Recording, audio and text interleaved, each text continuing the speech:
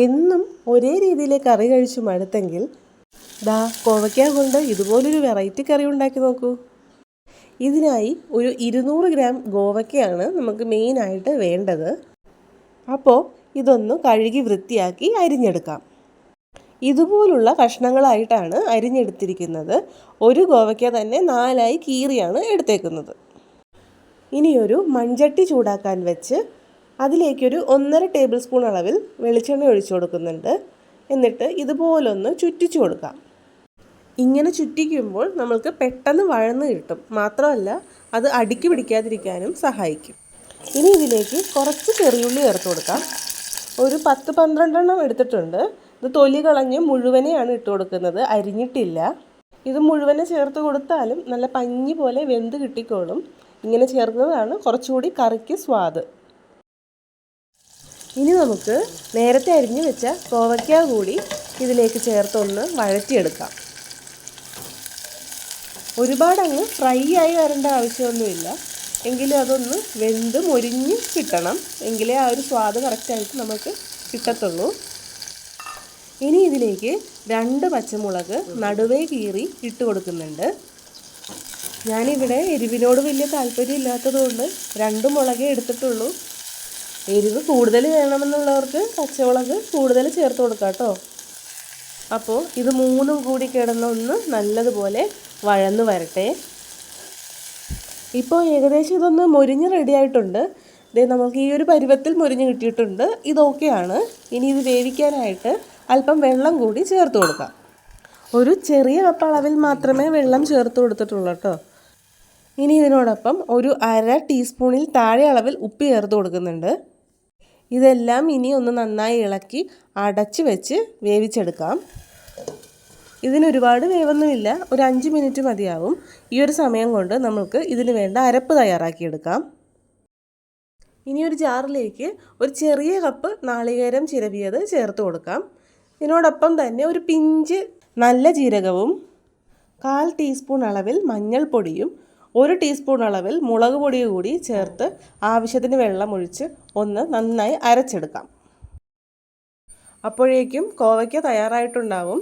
നമുക്കിതൊന്ന് തുറന്ന് നോക്കാം. ഇനി നമുക്ക് ഇതിലേക്ക് അരച്ചെടുത്ത അരപ്പ് ചേർത്ത് കൊടുക്കാം. അരപ്പ് ഇതിലേക്ക് ചേർത്തിട്ട് ഇനി ഒന്ന് ഇളക്കിയെടുക്കാം.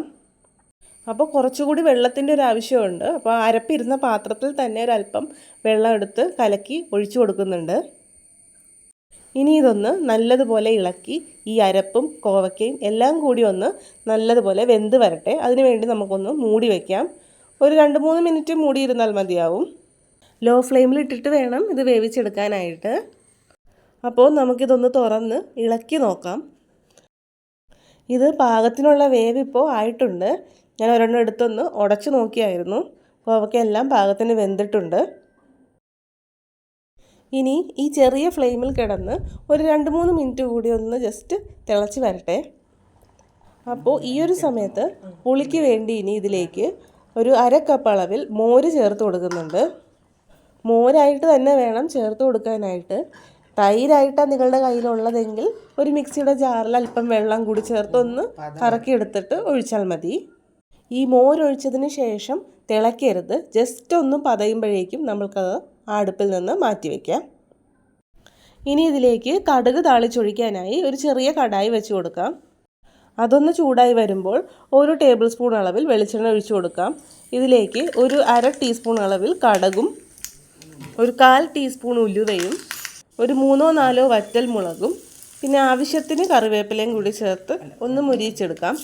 ഈ കറിക്കൊരല്പം കളർ കിട്ടുന്നതിനായി ഈ ഒരു സമയത്ത് ഒരു നുള്ള് മുളക് പൊടി കൂടി ചേർത്ത് ഇളക്കിയെടുക്കാം.